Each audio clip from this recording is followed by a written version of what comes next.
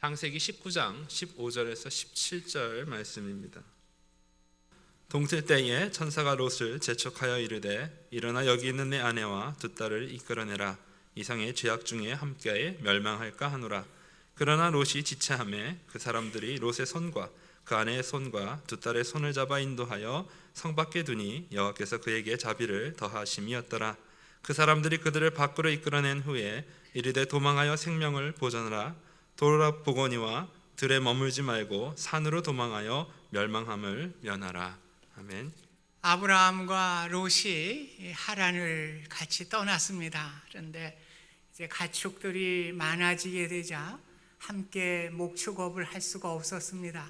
그래서 아브라함이 롯에게 내가 동쪽을 택하든지 서쪽을 택하든지 택하라고 할 때에 롯이 동쪽을 택하였습니다. 그곳이 소돔 땅이었고 거기엔 물이 넉넉하고 또 땅이 비옥한 그러한 장소를 롯이 택해서 살아가게 되었습니다. 소돔은 비록 풍요로운 땅이었지만은 13절에 보면 소돔 사람은 여호와 앞에 악하며 큰 죄인이었다고 기록하고 있습니다. 또 에스겔서에 가서 보면은 소돔의 죄악은 이러하니 그의 딸들에게 교만함과 음식의 풍족함과 태평함이 있으며 또 그가 가난하고 궁핍한 자를 도와주지 아니하며 거만하여 가증한 일을 내 앞에서 행하였다고 말씀하고 있습니다. 우리가 소돔이라고 생각하면 동성애의 죄악을 범한 도시다 이렇게만 우리가 생각하고 있지만은 교만하고 궁핍한 자를 도와주지 아니하고 풍족함을 인해서 가증한 일들을 많이 행했던 죄악의 도시였던 것을 성경은 말씀해 주고 있습니다. 하나님은 이 죄악된 소돔을 멸하시기 위해서 두 천사를 보내게 됩니다. 이 두 천사가 도착한 시각은 저물 때에 그 소돔성에 도착을 하였습니다.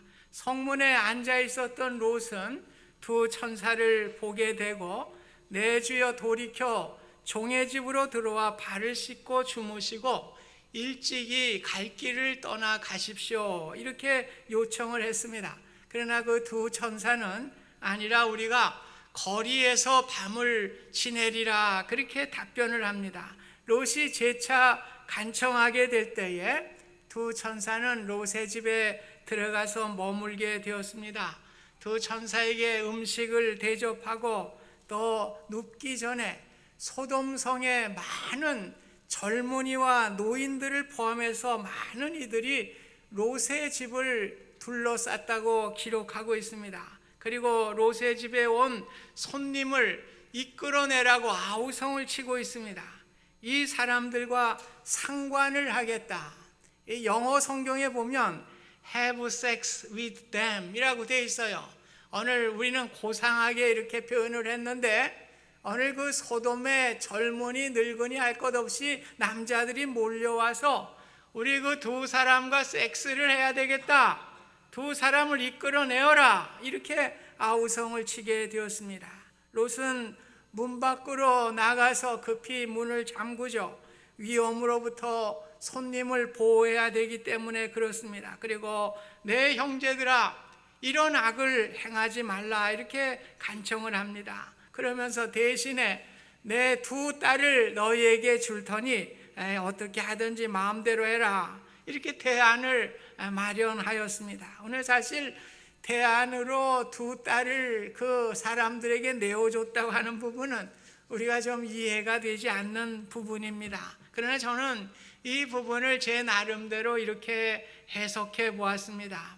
롯의 집을 에워싼 사람들은 롯의 딸들이 장차 사위가 될 사람의 얼굴을 알고 있었을 것이고 또 그 딸들도 알고 있었을 것입니다. 그런데 그 당시의 법에 의하면은 약혼한 여인을 이제 강간하게 될 때에 사형에 처해진다고 하는 법률이 있었습니다. 그래서 롯이 두 딸을 내어 보내면서도 약혼자가 있으니까 이 사람들이 감히 우리 두 딸을 강간하지는 못하리라 아마 이러한 마음으로 내놓은 방책이 아닌가, 저는 그렇게 생각해 보았습니다. 그러나 롯의 제안을 그들이 거절을 하죠. 그러면서 너희가 이곳에 거류하면서 우리의 법관이 되려고 하느냐, 이렇게 롯을 밀쳐내고 문을 부수고 안으로 들어가려고 합니다.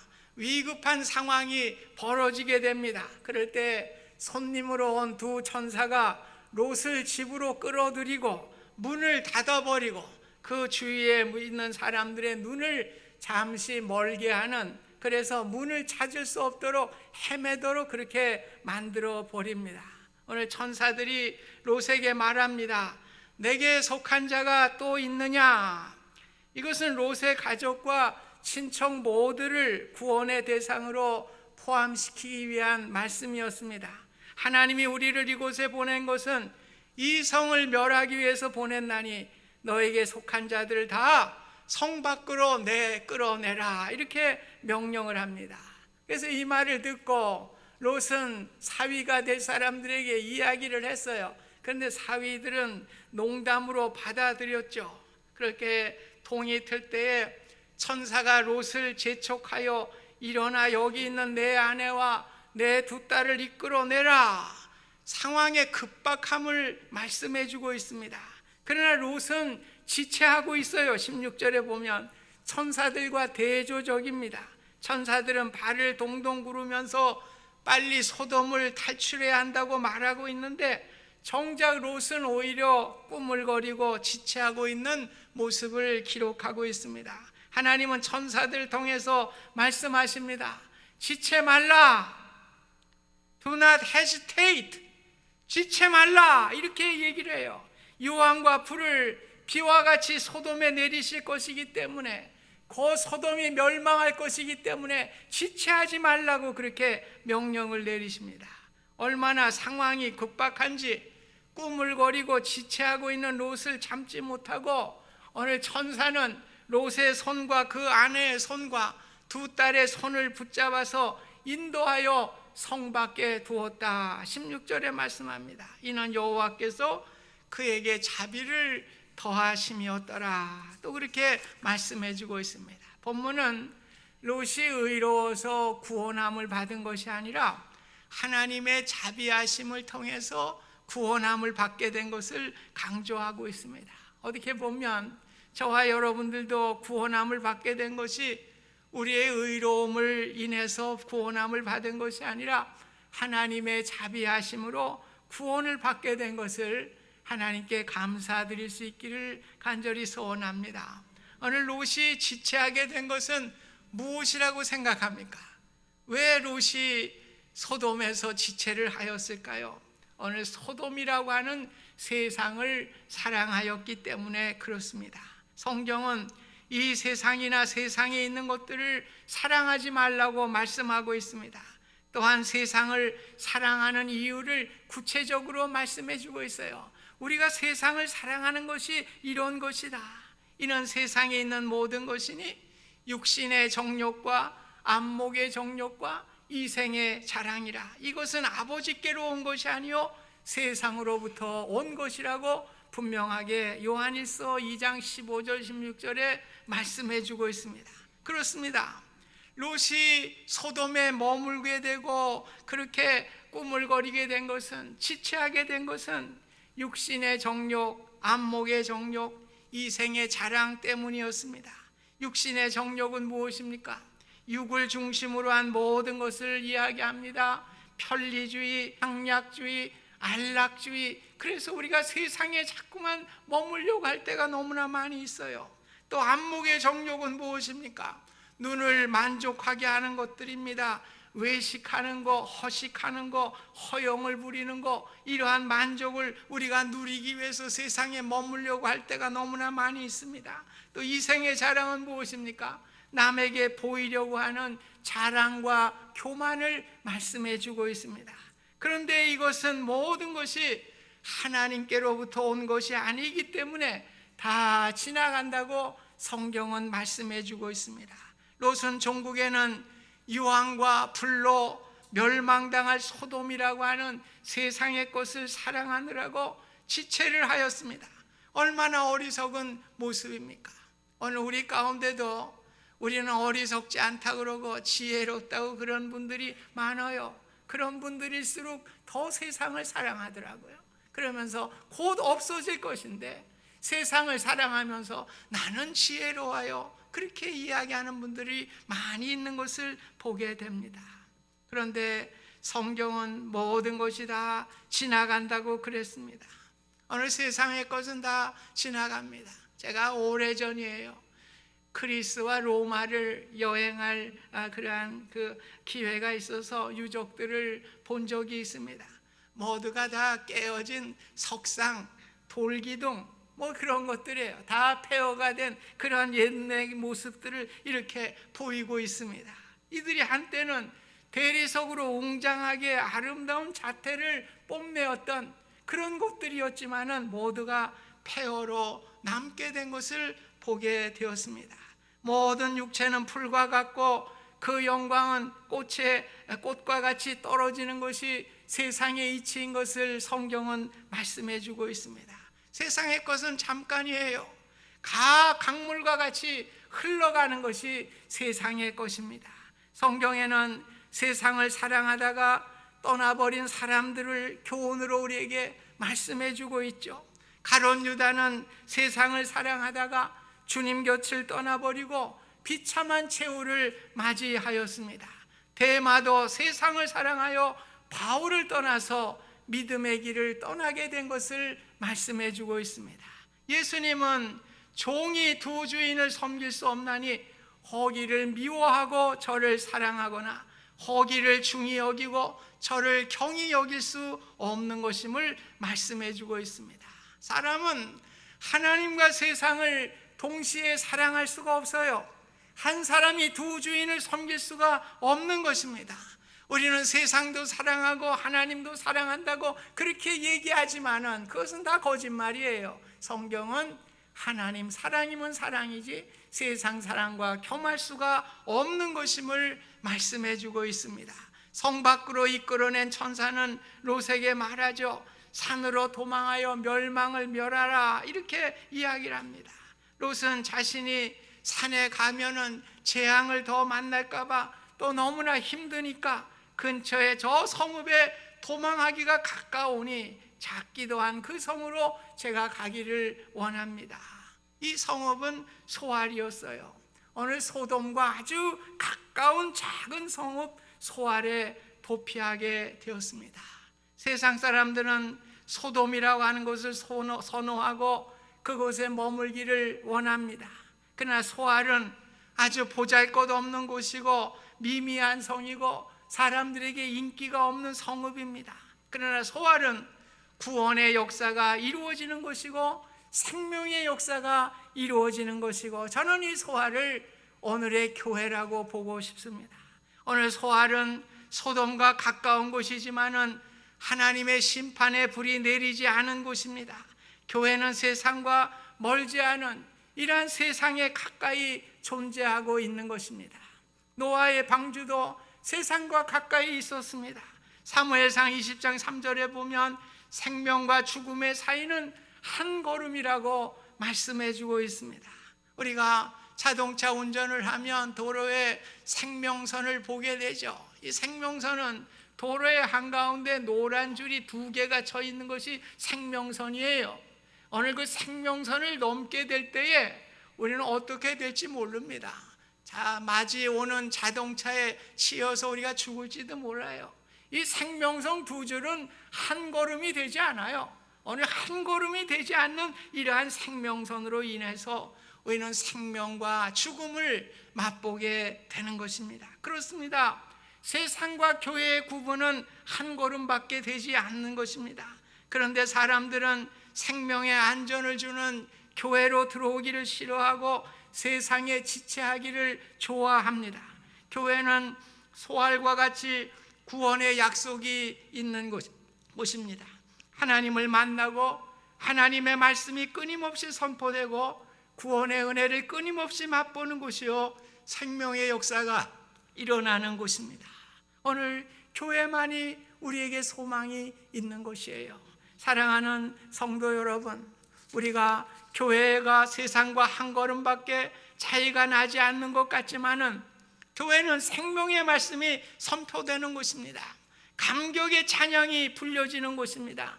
기도의 향기가 올려지는 곳입니다. 우리의 생명의 역사가 일어나고 우리에게 소망이 주어지고 하나님의 축복이 이루어지는 곳이 바로 소알이라고 하는 교회인 것입니다. 성도 여러분, 할 수만 있다면 세상으로부터 소알이라고 하는 교회로 나오시고 하나님의 말씀을 듣고 찬양을 드리고 기도하면서 하나님의 구원과 소망으로 늘 채우시는 축복의 은혜가 함께 하실 수 있기를 주님의 이름으로 부탁드립니다. 오늘 하나님의 말씀이 선포되는 곳은 교회밖에는 없어요. 우리가 교회에 오게 될 때에 하나님의 말씀을 듣게 되는 것입니다.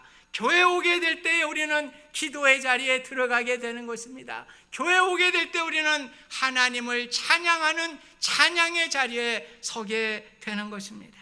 창세기 1장에 보면 하나님이 하루하루 이렇게 열세 동안 창조의 역사를 이루어 가시면서 저녁이 되고 아침이 되니 첫째 날이라.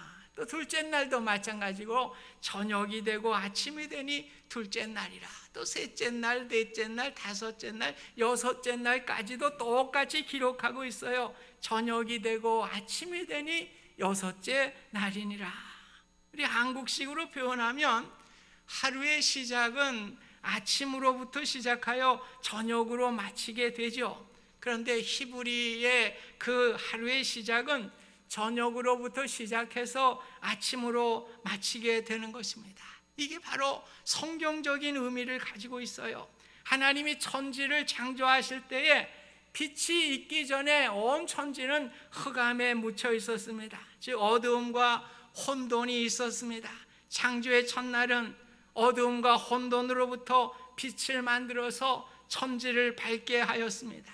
하나님은 우리를 어두움과 혼돈, 쾌락과 죄악의 흥청됨, 음란과 타락, 방탕의 어두움으로부터 오늘 우리를 빛으로 인도하는 거예요. 그래서 저녁에 소돔의 천사가 왔는데 아침에 소알로 인도하게 된 것이죠. 오늘 소알이라고 하는 교회를 통해서 새로운 아침을 허락하여 주시고 우리에게 소망을 허락해 주시는 것입니다. 구원의 역사는 저녁의 어둠으로부터 시작하여 새날의 밝음으로 이루어지게 됩니다. 오늘 십자가의 사건은 어떻게 됐나요? 겟세마네라고 하는 어두움의 그 동산으로부터 시작이 되죠. 또 십자가에 묻지 마시고 무덤이라고 하는 어둠 속에 사흘간 머물게 되었습니다.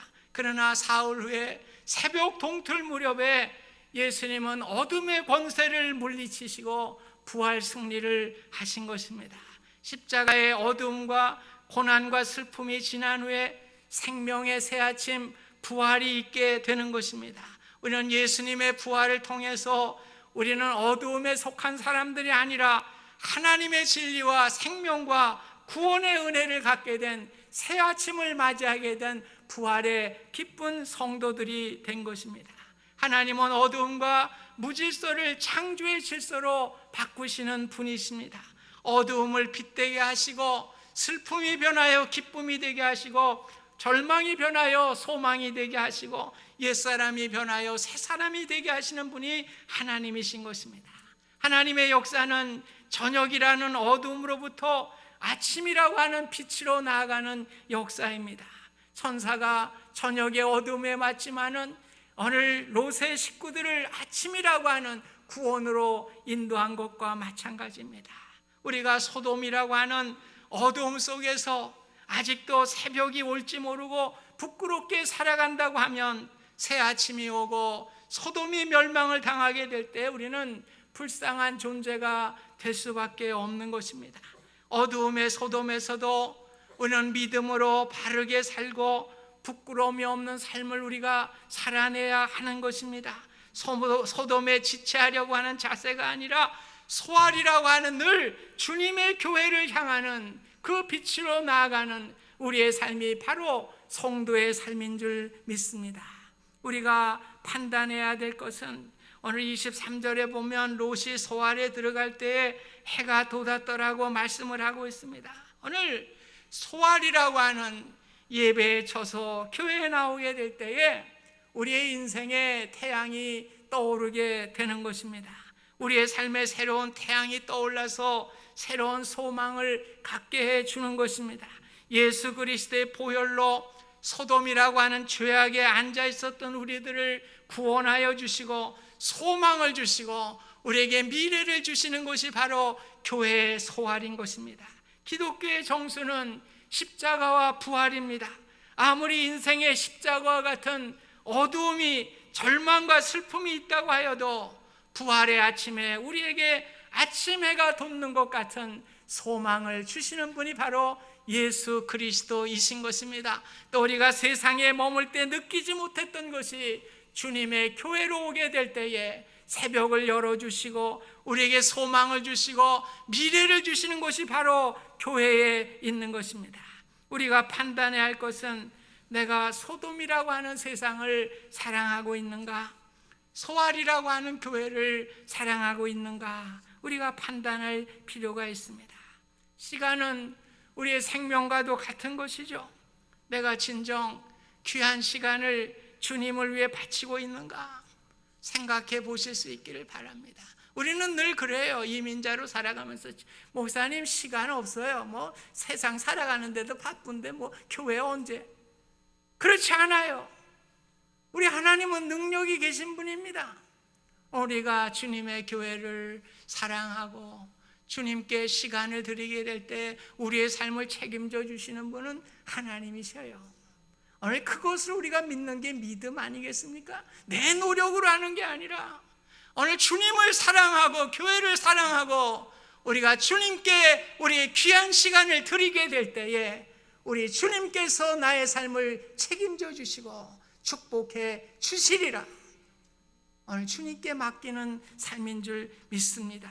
오늘 우리가 얼마나 그리스도의 몸된 교회의 정성을 가지고 살아가고 있는가, 주님의 몸된 교회를 사랑하고 섬기고 있는가, 우리가 생각해 보아야 할 것입니다. 늘 교회를 통해서 인생의 위로와 소망을 가지실 수 있기를 주님의 이름으로 부탁드립니다.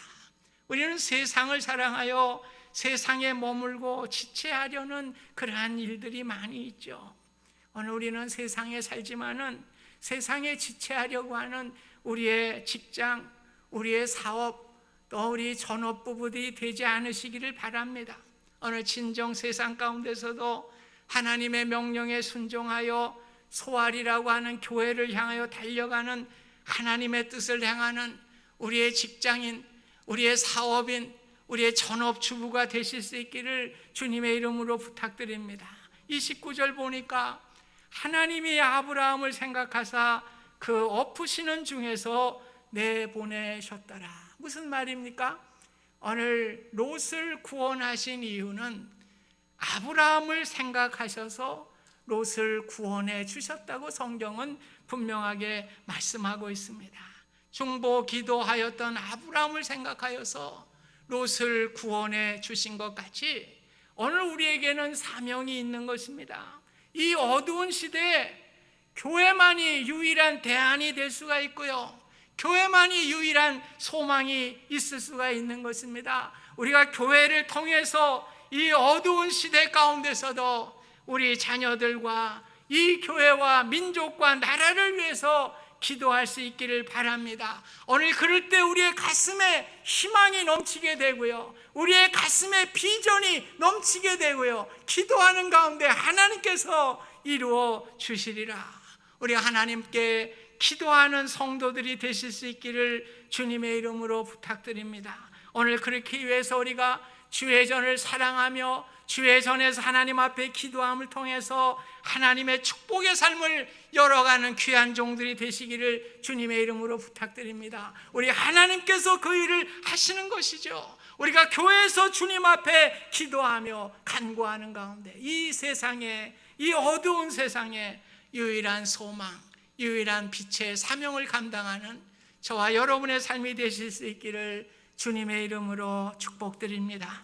고마우신 하나님, 오늘 우리는 소돔이라고 하는 세상의 육적인 자랑, 또 이생의 자랑, 안목의 정욕, 이런 것들에 취해서 세상의 것들이 가장 귀한 것으로 생각하고 하나님의 것을 잊어버리고 살아갈 때가 많이 있습니다. 주님께서는 두 주인을 섬길 수 없다고 분명하게 말씀해 주셨습니다. 주님, 저희들에게 우선순위를 정하게 하여 주시고 우리가 하나님의 나라와 그 의를 구할 때에 모든 것을 더하여 주신다고 약속하신 주님의 약속을 붙들고 이 세상에서 승리하게 하여 주시고 우리의 어두운 시대에 교회만이 유일한 대안이요 유일한 소망인 것을 우리가 알고 교회에서 하나님의 말씀을 듣고 기도하며 충고하는 가운데 우리 자녀들과 교회와 이 민족이 하나님 앞에 밝음의 미래를 열어갈 수 있는 우리의 귀한 사명을 감당한 우리 모두가 될 수 있도록 하나님 축복하여 주시옵소서. 예수님의 이름으로 기도하옵나이다. 아멘.